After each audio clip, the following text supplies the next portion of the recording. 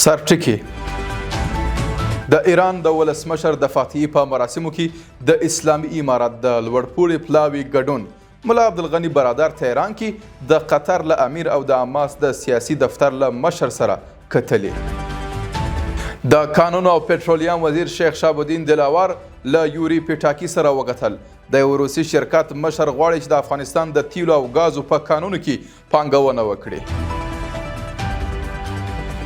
او دا چې په کابل کې د زړه د والو د بدلولو عملیات په بریالیتوب سره ترسره سو.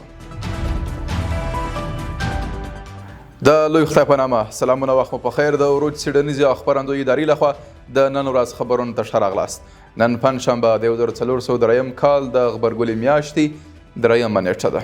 اوس پام وکړئ بشپړ خبرونو ته. د اسلامي امارت لوړپوړي پلاوي تهران کې د قطر له امیر او د حماس د سیاسي دفتر له مشر سره کتلي.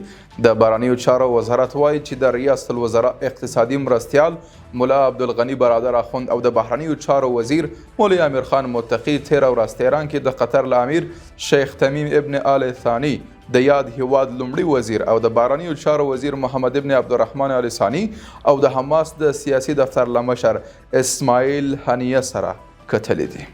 د قانون او پټرولیم وزیر شیخ شهاب الدین دلاور د یوکی سیبری روسي شرکت له رئیس یوري پیاتکین د سایبریا سوداګرو د ټولنې استازو او د هغوی له افغاني شریکانو سره کتلې. د قانون او پټرولیم وزارت وایي د یوري پیاتکین شرکت رئیس په یاده کتنې کې ویلي چې غواړي د افغانستان د نفتو او غازو په قانونو کې پانګونه وکړي. ورته مهال شیخ شهاب الدین دلاور یا د سوداګرو ته د هرکلي ترڅنګ ویلي چې د قانون او پټرولیم وزارت سوداګرو ته د اسانتیاو برابرولو په برخه کې هر ډول همکاري ته چمتو دی. او په یو بل خبر کې د اوبو او انرژي وزیر ملا عبداللطیف منصور د هیواد ولایتونو ته د سفر په ترڅ کې هلمند ته سفر کړی.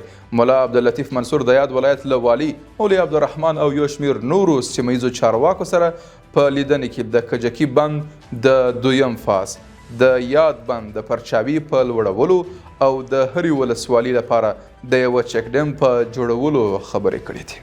او په پای کې د لوړو زده کړو وزارت ویان حافظ ضیاء الله هاشمي وایي چې په افغانستان کې د لومړي ځل لپاره د کابل د طبي علومو پوهنتون د صدري او زړه څانګې په تدریسي روغتون کې د یوه ناروغ د زړه د والو د بدلولو عملیات په بریالیتوب سره ترسره سو. د دغه وزارت ویان د عملیات شوي ناروغ روغتیایي حالت د ډاډ وړ بولي. له ملتیا مو مننه. تر بیا ښه وخت او ښې چارې.